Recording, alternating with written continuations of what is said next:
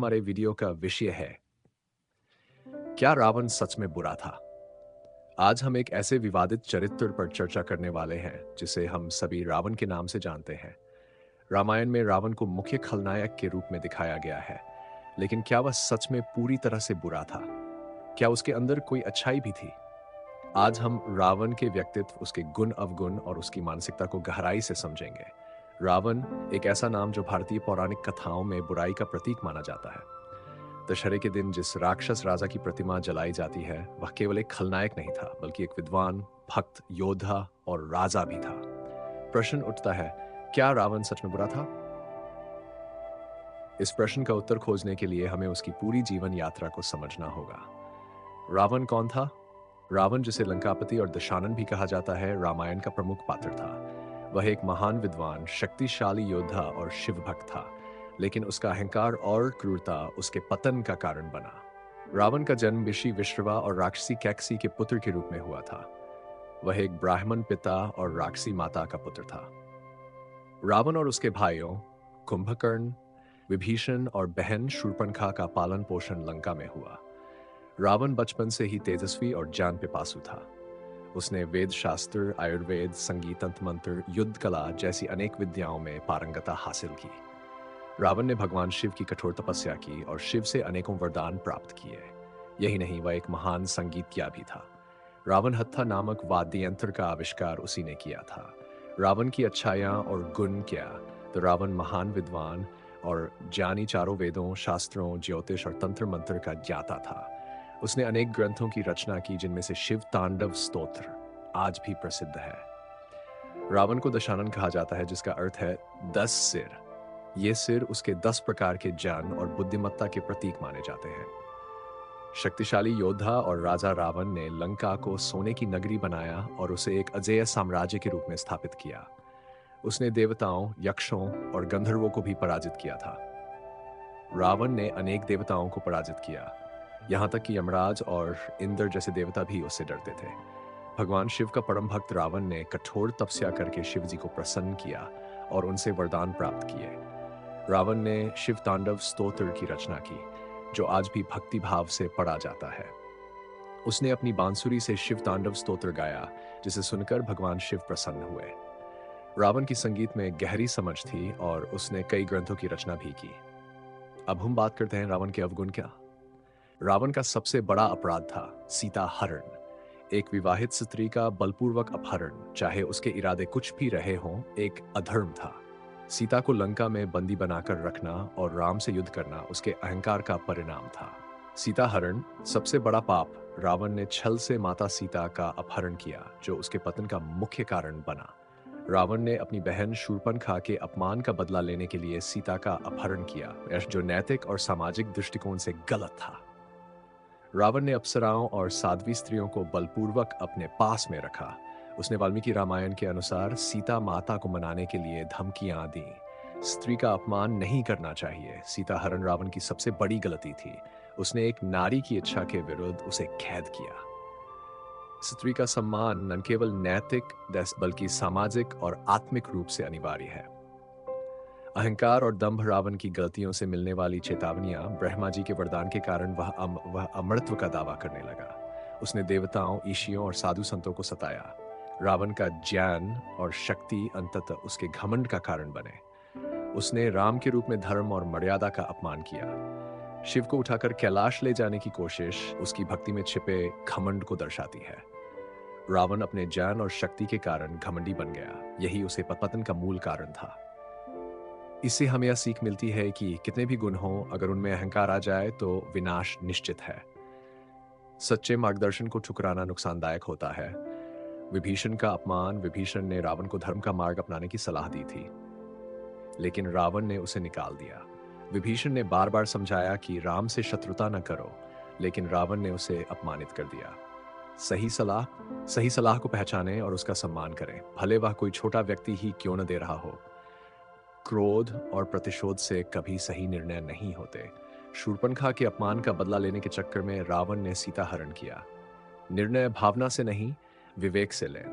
भावनाओं में बहकर किया गया कार्य अक्सर विनाशकारी होता है। क्या सच में रावण पूरी तरह बुरा था? रावण एक जटिल चरित्र था। वह एक तरफ ज्ञानी, शक्तिशाली और भक्त था, तो दूसरी तरफ अहंकारी, क्रूर और अधर्मी भी। रावण के चरित्र की जटिलता यह थी कि रावण एक ऐसा पात्र है जिसे केवल अच्छे या बुरे के खांचे में नहीं रखा जा सकता।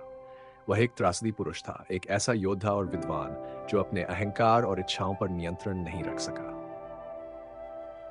रामायण के कई संस्करणों में रावण को अलग अलग दृष्टिकोणों से देखा गया है।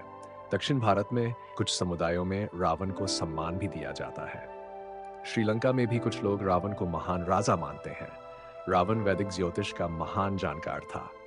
उसने अयोध्या पर हमला नहीं किया क्योंकि वह भगवान राम की शक्ति को जानता था। मृत्यु से पहले उसने विभीषण को राम की शरण में जाने की सलाह दी, एंड जो दर्शाता है कि उसे अपनी गलती का एहसास हुआ। अगर हम वैकल्पिक दृष्टिकोण से रावण एक नायक था, कुछ विद्वान मानते हैं कि रावण ने अपने देश और संस्कृति की रक्षा की। वह एक विदेशी राजा राम से लड़ा और वीरगति को प्राप्त हुआ। नारी सम्मान का उल्लंघन वहीं दूसरी ओर सीता के प्रति उसका व्यवहार उसकी सबसे बड़ी कमजोरी बना।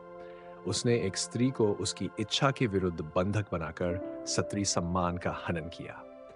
धार्मिक दृष्टिकोण धार्मिक रूप से रावण अधर्म का प्रतीक है, जबकि राम धर्म और मर्यादा के प्रतीक है। क्या रावण सच में बुरा था? बहुत बढ़िया प्रश्न। रावण का व्यक्तित्व जितना शक्तिशाली था, उतना ही जटिल भी। उसके जीवन से हम बहुत सारी सकारात्मक और नकारात्मक दोनों तरह की सीख ले सकते हैं। आइए तटस्थ दृष्टिकोण से देखें रावण के व्यक्तित्व से मिलने वाली सकारात्मक सीखें, जो हमें अपने जीवन में उतारना चाहिए। हम अक्सर रावण को बुराई का प्रतीक मानते हैं, लेकिन क्या आपने कभी सोचा है कि उसके जीवन से हमें क्या सीख मिलती है? रावण की मृत्यु भगवान राम के हाथों हुई, लेकिन उसकी कहानी से हमें कई सीख मिलती है। अहंकार हमेशा विनाश लाता है। रावण का घमंड ही उसके पतन का कारण बना। ज्ञान का गलत उपयोग खतरनाक होता है। उसके पास असीम ज्ञान था, लेकिन उसने उसे गलत कामों में लगाया। नारी का सम्मान करो। सीता हरण ने उसके अंत को निश्चित कर दिया। ज्ञान की भूख रखो। रावण ने दिखाया कि अगर सीखने की लगन हो पाए तो कोई भी विषय असंभव नहीं है। ज्ञान की भूख होनी चाहिए। रावण ने वेद, शास्त्र, आयुर्वेद, तंत्र, संगीत और युद्धकला जैसे अनेक विषयों में पारंगतता हासिल की, और इसे हमें यह समझने की सीखने की जिज्ञासा और विद्या का सम्मान सफलता की कुंजी है। कड़ी तपस्या और अनुशासन से लक्ष्य प्राप्त होता है। उसने शिवजी को प्रसन्न करने के लिए कठिन तपस्या की और असाधारण वरदान पाए। मेहनत और समर्पण से असंभव को भी संभव किया जा सकता है। भक्ति में समर्पण हो, अहंकार नहीं। उसने शिव को प्रसन्न किया, लेकिन जब कैलाश को उठाने की कोशिश की तो भक्ति में अहंकार दिखा, और यही भूल थी। शिव भक्ति जैसी अटूट निष्ठा रावण शिवजी का परम भक्त था। शिव तांडव स्तोत्र जैसी रचनाएं आज भी प्रेरणा देती हैं। सच्ची भक्ति भाव में शक्ति होती है, बस उसमें अहंकार नहीं होना चाहिए। सच्चे मार्गदर्शक की कदर करो, विभीषण ने समझाया, पर रावण ने उसका अपमान किया। नतीजा विनाश। एक योगी प्रशासक बने रावण ने लंका को सुव्यवस्थित और समृद्ध राज्य बनाया था, और इससे हमें यह सीखने को मिलता है कि एक राजा या नेता को ज्ञान, न्याय और प्रजा के कल्याण के प्रति सजग रहना चाहिए। रावण पूरी तरह बुरा नहीं था, लेकिन उसके गलत कर्मों ने उसे खलनायक बना दिया। उसकी कहानी हमें सिखाती है कि ज्ञान, शक्ति और भक्ति के साथ साथ नैतिकता भी जरूरी है। रावण बुरा था या नहीं, ये एक जटिल प्रश्न है।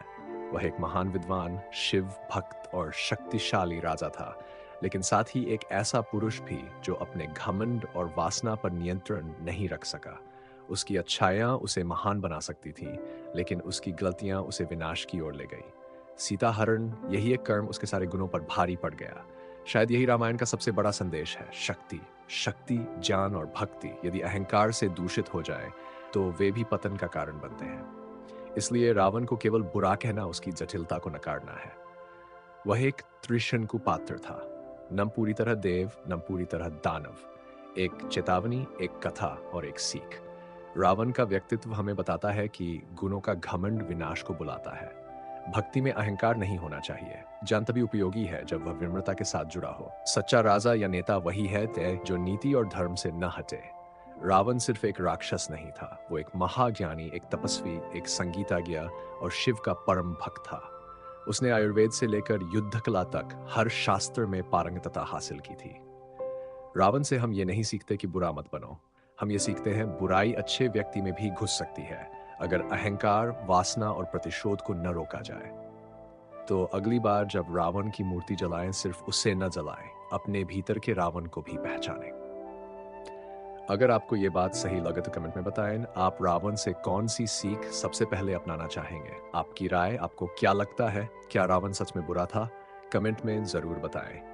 यदि आपको ये वीडियो ज्ञानवर्धक और प्रेरणादायक लगा हो, लाइक करें, अपने प्रियजनों के साथ शेयर करें और चैनल को सब्सक्राइब करें। और ऐसे ही आध्यात्मिक विषयों के लिए हमारे चैनल पौराणिक कथाएं को सब्सक्राइब करना न भूलें। आपका सहयोग ही हमारी प्रेरणा है। धन्यवाद। जय श्री राम।